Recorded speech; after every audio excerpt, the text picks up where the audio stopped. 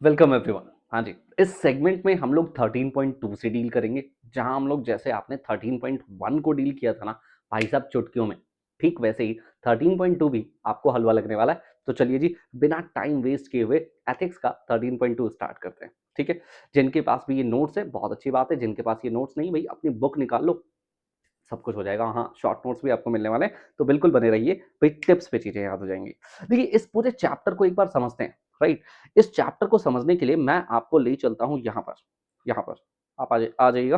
हाँ जी, 7 principles of public life. पहली बात तो सर, जब हम कहते हैं 7 प्रिंसिपल्स ऑफ पब्लिक लाइफ, तो एक बात समझ लो, ये 7 के 7 प्रिंसिपल्स जो कि पब्लिक लाइफ के है ना, वो किसके लिए हैं भाई? ये उन लोगों के लिए हैं जिन लोगों को जॉब मिलने वाली है। कहां पर? पब्लिक सेक्टर के अंदर। हाँ, आप सीएमए होने के नाते क्या एक पब्लिक सेक्टर में जॉब करोगे? जी हाँ, बिल्कुल पॉसिबल है। बहुत चांसेस हैं कि आपकी जॉब एक पब्लिक सेक्टर के अंदर हो। और शायद इंस्टीट्यूट ने ये सोचते हुए एथिक्स के अंदर ये कॉन्सेप्ट भी डाल दिया कि भाई क्या इंपॉर्टेंस है एथिक्स की in the public sector. Right, चलिए तो हम स्टार्ट कर रहे हैं सर। यहाँ पर हम स्टार्ट कर रहे हैं 7 प्रिंसिपल ऑफ पब्लिक लाइफ, जो कि स्टैब्लिश किया था लॉर्ड नॉलन। हाँ जी, नाम याद रखिएगा, लॉर्ड नॉलन। क्या नाम है बोलो? Lord lawn. एक बार और बोलो, Lord Nolan. Right, Lord Nolan. Right भाई साहब, 1995 में इन्होंने इसे स्टैब्लिश किया। एक्चुअली स्टैब्लिश भी कैसे किया मैं आपको थोड़ी देर में समझाऊंगा। एक्चुअली ये जो पूरा का पूरा चैप्टर है ना, वो एक गवर्नमेंट के इनिशिएटिव पे है। गवर्नमेंट, जी हाँ, government of Britain, British government के इनिशिएटिव से ही ये बेसिकली लॉर्ड नॉलन द्वारा दिया गया या स्टैब्लिश किया गया 7 प्रिंसिपल है। राइट, अगर मैं बात करूं ये हेल्प किस में कर रहा है, तो ये हेल्प करता है पब्लिक ऑफिसर्स को। पब्लिक मतलब गवर्नमेंट ऑफिसर्स, है ना? तो गवर्नमेंट ऑफिसर्स को ये हेल्प करने वाला है। लेकिन याद रखिएगा, किसी भी सेक्टर के गवर्नमेंट ऑफिसर को, जी हाँ, किसी भी सेक्टर के गवर्नमेंट ऑफिसर को ये हेल्प करने वाला है।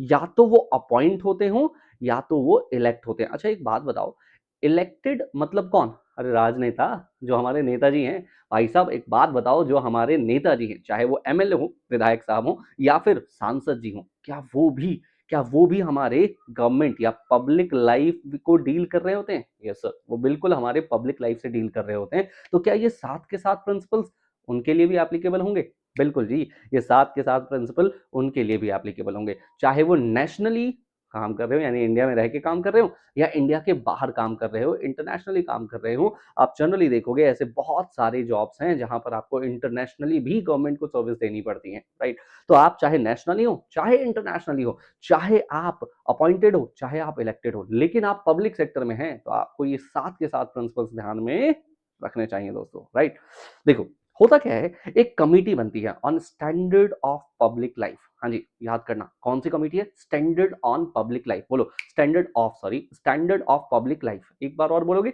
बोलो standard of public life. Right, जो स्टैब्लिश होती है कैसे? ब्रिटिश गवर्नमेंट के द्वारा।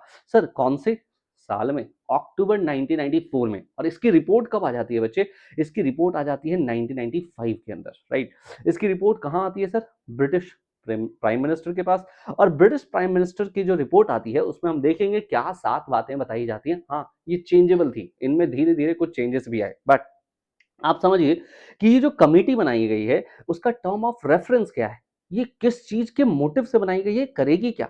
तो ये भाई एग्जामिन करेगी करंट कंसर्न्स को, जो पूरे के पूरे कह लीजिए कि वहां ऑर्गेनाइजेशन के अंदर चल रहा है, वहां गवर्नमेंट डिपार्टमेंट्स में चल रहा है, उसको ऑब्जर्व करेंगे।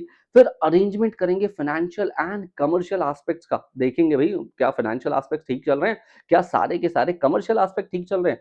चेंज इन प्रेजेंट अरेंजमेंट, क्या हमें प्रेजेंट अरेंजमेंट में कोई चेंज करने की जरूरत है, या कोई जो हाईएस्ट स्टैंडर्ड है ऑफ प्रायोरिटी, उन सब चीजों को एक्सप्लेन करने की जरूरत है क्या? ये सारी चीजें जो है यहाँ पर कमेटी का काम है। Right, yes sir. चलिए मैं आपको लेकर के चलता हूँ इसके नोट्स के ऊपर, आइएगा। देखिए, the 7 principles of public life were set out by the Lord Nolan, right?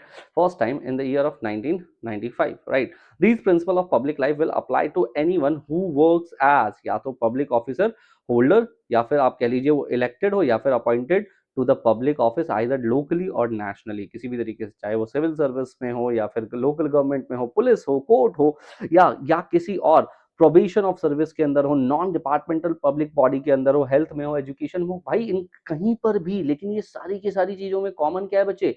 इन सब चीजों में कॉमन ये है कि ये गवर्नमेंट डिपार्टमेंट्स है, ये सारी की सारी पब्लिक डिपार्टमेंट्स है, राइट? ये सब। सो यहाँ पर committee on standard in public life जो है वो ब्रिटिश गवर्नमेंट ने यहाँ पर इसको क्या किया बेटे? स्टैब्लिश किया है, राइट? पढ़ चुके हैं हम, बिल्कुल। अच्छा, इसको रिपोर्ट किसको देना है? सर हमने पढ़ लिया था, प्राइम मिनिस्टर को रिपोर्ट देना है, और अक्टूबर 1994 में ये स्टैब्लिश हुआ था। ये सब बातें समझ में आ गई थी। आपको याद होगा मैंने टर्म्स ऑफ रेफरेंस भी समझा दिया था कि भाई क्या क्या चीजें ध्यान में रखनी है। तो कह रहे हैं भैया एग्जामिन करना है करंट कंसर्न्स को, स्टैंडर्ड ऑफ कंडक्ट को, all the holders of the public officers including the arrangements relating to the financial and commercial activities। सही चल रही है या नहीं चल रही? मैंने बताया था फाइनेंशियल एक्टिविटी देखेंगे, कमर्शियल एक्टिविटी देखेंगे। और यहाँ पर देखो रिकमेंड करना है कि क्या हमें इन अरेंजमेंट्स में कोई चेंज भी करना है क्या? ये सारी रिकमेंडेशंस देने का काम किसका? कमेटी का। और पहली बार 1995 में इन्होंने अपनी रिपोर्ट भी सबमिट कर दी है, राइट? अब चलिए समझते हैं कि इनकी रिपोर्ट में ये 7 इंपॉर्टेंट क्या-क्या से टर्म्स आते हैं। अब ये 7 के 7 टर्म्स ना आपको याद करने पड़ेंगे। भाई आपके एग्जाम में सीधे क्वेश्चन आ सकता है यहाँ से, सीधे, राइट? तो ये 7 के 7 टर्म्स आपको याद होने चाहिए। आइए मैं आपको याद कराता हूँ। वैसे मैं आपको इसके लिए भी लेकर के आऊँगा अपने इन शॉर्ट नोट्स के ऊपर, और आप देखोगे क्या ब्यूटीफुली हमने इसको लिखा है। सर ब्रिटिश गवर्नमेंट को कमिटी ने रिपोर्ट दिए हैं जिसमें 7 प्रिंसिपल। अच्छा, over the period of time ये 7 के 7 प्रिंसिपल चेंज हुए हैं क्या? जी हाँ, over the period of time ये 7 के 7 प्रिंसिपल्स चेंज हुए हैं बच्चों, राइट? ये 7 प्रिंसिपल मेरे साथ याद करना जरा। पहला है सेल्फलेसनेस, हाँ जी, अपने बारे में नहीं सोचना, सेल्फलेस हो जाओ, राइट? दूसरा है इंटीग्रिटी, तीसरा क्या है? ऑब्जेक्टिविटी, चौथा अकाउंटेबिलिटी, पांचवा है ओपननेस, फिर है ऑनेस्टी एंड देन लीडरशिप। ये टोटल हमारे पास 7 ग्राउंड्स हैं जिनको याद करने हैं। भाई क्या बोला जा रहा है कि एक देखो, एक जो पब्लिक पब्लिक फिगर है ना भाई, पब्लिक ऑफिसर है, पब्लिक फिगर है भाई। पब्लिक ऑफिसर जो है, पब्लिक फिगर का मतलब यहाँ पर क्या बोल रहा हूं मैं, जो पब्लिक ऑफिसर है उस ऑफिसर की बात कर रहे हैं, वो सेल्फलेस होना चाहिए, उसको हमेशा पब्लिक इंटरेस्ट में काम करना है। यहाँ जो वर्ड्स आपके पास लिखे हैं ना, आप एज इट इज अपने पेपर में लिख करके आ सकते हैं बच्चे, राइट? तो भैया एक बात बताओ, जो पब्लिक ऑफिसर है वो कैसा होना चाहिए? सेल्फलेस होना चाहिए, पब्लिक इंटरेस्ट में काम करना चाहिए बच्चे। उसको कैसे काम करना चाहिए बोलिए? सर उसको पब्लिक इंटरेस्ट में काम करना चाहिए, राइट? दूसरा आता है इंटीग्रिटी। सर इंटीग्रिटी का मतलब क्या होता है? That he shall not act to get the financial benefit. भाई ऐसा ना हो कि ब्राइब ले रहा हो, ही शुड नॉट एक्ट। भाई उसको कभी भी ब्राइब के लिए काम नहीं करना है, उसको कभी भी ना ब्राइब के लिए काम नहीं करना है। बोलो क्या इंटीग्रिटी का मतलब क्या है? He should not act for the financial benefit, उसको किसी भी फाइनेंशियल बेनिफिट के लिए काम नहीं करना चाहिए। या फिर must declare interest and relationship. For example जैसे मान लीजिए कि मैं एज गवर्नमेंट एम्प्लॉय अपने रिलेटिव का कोई काम कर रहा हूं, तो मुझे डिक्लेयर करना चाहिए कि ये मेरा रिलेटिव है।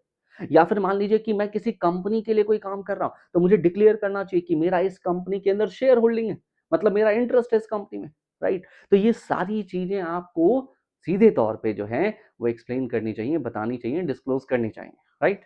तो आपको सेल्फलेसनेस समझ में आया, जिसमें हम कहते हैं पब्लिक इंटरेस्ट होना चाहिए। दूसरा हमने देखा इंटीग्रिटी, जहां पर फाइनेंशियल किसी भी तरह का कोई बेनिफिट आपको नहीं लेना। अगर आपका कोई इंटरेस्ट है या फिर कोई रिलेशन है तो आपको सीधे सीधे उसको बताना चाहिए, डिक्लेयर करना चाहिए। तीसरा आता है बेटा ऑब्जेक्टिव। हाँ जी, ऑब्जेक्टिविटी में अगर आप देखोगे तो हम कह रहे हैं टेक डिसीजन। हाँ जी, आप जब डिसीजन ले रहे हो वो डिसीजन कैसे होने चाहिए? वो डिसीजन इम्पार्शियल होने चाहिए बच्चे। हाँ जी, वो डिसीजन कैसे होनी चाहिए बोले? इम्पार्शियल। भाई किसी के साथ पक्षपात नहीं होना चाहिए, किसी के साथ कोई भेदभाव नहीं होना चाहिए भाई, राइट? फेयर होना चाहिए या फिर मेरिट के बेसिस पे होना चाहिए। इम्पार्शियल, फेयर, मेरिट बेसिस पे। बोलो क्या? इम्पार्शियल, फेयर, मेरिट बेसिस पे। एक बार और बोलो क्या? Impartial, fair and merit basis पे होना चाहिए। बेस्ट यूज ऑफ एविडेंस होना चाहिए भाई, एविडेंस के अकॉर्डिंग ही सारा काम करोगे आप, राइट? फिर आता है अकाउंटेबिलिटी। हाँ जी, एक पब्लिक ऑफिसर की हमेशा अकाउंटेबिलिटी होती है टुवर्ड्स द पब्लिक। भाई आप हो भी क्या? गवर्नमेंट ऑफिसर, पब्लिक ऑफिसर, तो आपको आपकी अकाउंटेबिलिटी बनती है टुवर्ड्स द पब्लिक, राइट? और पांचवा आता है ओपननेस। ओपननेस मतलब take decision to open the transparent manner, right? Open और ट्रांसपेरेंट मैनर में ही आपको कोई भी डिसीजन लेना होता है। ऑनेस्टी भाई, छठा पॉइंट आता है ऑनेस्टी, यानी ट्रुथफुल होना पड़ेगा। और लीडरशिप याद रखिएगा, जब आप ये 6 के 6 पॉइंट्स फॉलो करोगे ना, लीडरशिप अप्रोच अपने आप आपके अंदर आ जाती है, राइट। तो आपके अंदर लीडरशिप अप्रोच अपने आप आ जाएगी बच्चे। आप यहाँ आ जाइए और यहाँ से भी हम इसको खत्म कर लेते हैं। सेल्फलेसनेस मतलब holder of the public office should act solely in terms of the public interest, right. बिल्कुल सर। इंटीग्रिटी मतलब holder of public office must avoid placing themselves order to oblige obligation sorry to people or organization that might try inappropriately to influence them in their work, right। अगर मान लीजिए कोई ऐसा person है या कोई ऐसा ऑर्गेनाइजेशन है जो आपके साथ इनअप्रोप्रिएट वर्क कर रहा है, राइट, तो भैया अपने आप को उससे बाहर रखना पड़ेगा, राइट। आपको डिसीजन जो लेना है वो हमेशा हमेशा कभी भी आप फाइनेंशियल बेसिस पे, फाइनेंशियल के बेसिस पे डिसीजन नहीं लेंगे।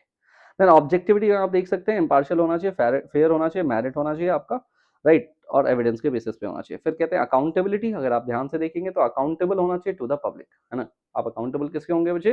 पब्लिक के लिए, for their decisions and actions and must submit themselves to the scrutiny necessary to ensure, right. और आपको जो भी स्क्रूटनी, स्क्रूटनी समझते हो?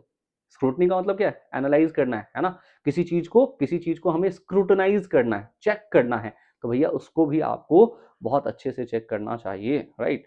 ओपननेस, ओपननेस का मतलब क्या है? Holder of public office should act and take decision in the open and transparent manner. Same बात आपने पढ़ी थी। Information should not be withheld from the public unless there are clear and lawful reason, right. तो याद रखिएगा, information कभी भी withheld नहीं होना चाहिए फ्रॉम द पब्लिक अनलेस ये क्लियरली या फिर लॉफुली जो है नेसेसरी ना हो जाए। ऑनेस्टी, हाँ जी, आपने देखा ट्रुथफुल को ही हम क्या कह सकते हैं? पब्लिक ऑफिसर को हमेशा ट्रुथफुल होना चाहिए, ऑनेस्ट होना चाहिए। And the last is the leadership. जब आप इन सब चीजों को फॉलो करोगे, अपने बिहेवियर में लेके आओगे, तो आप लीडरशिप अप्रोच लेके आ जाओगे, राइट। तो चलिए मिलते हैं आपसे नेक्स्ट सेशन में। Thank you very much.